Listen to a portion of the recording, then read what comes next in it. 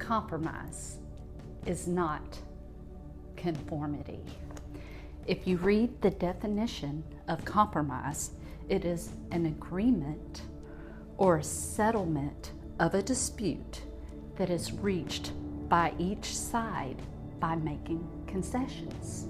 Now, conformity, in contrast to compromise, is the act of changing one's belief, attitudes, actions, or perceptions of others. So, what that is saying, when you compromise,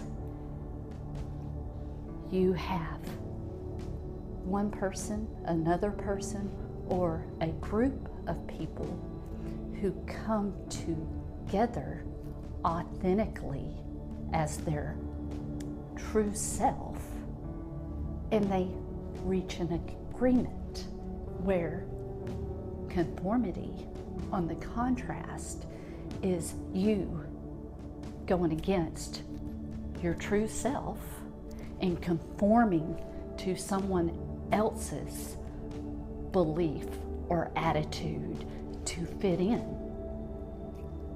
And if you do that, then you're not being who you are. You're being who someone else wants you to be. So you're betraying your own self. And conformity also can bring about low self-esteem, doesn't allow you to be open, and it limits your own self-growth. So, here is what I would like to challenge you with. Look and see in situations or relationships in your life if you are conforming to others' beliefs or if you're aligning to your own beliefs. Because if you're not, then what you're truly doing is putting on a mask and not showing people who you are, because you are not confident with yourself and loving yourself for who you are. See, we don't all need to be the same. That would be boring, and it doesn't help.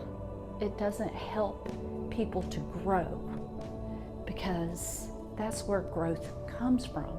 It comes from people who are not similar, who are different, but coming together and looking at each side and landing somewhere in the middle. And this is important for your own personal growth in life. And we see conformity so much that it's sad. And it really makes me sad, because it means that there is something you feel or I feel that is lacking inside of us, or we're afraid to show others. And that really means that we're scared of ourselves. We're scared of what people will think.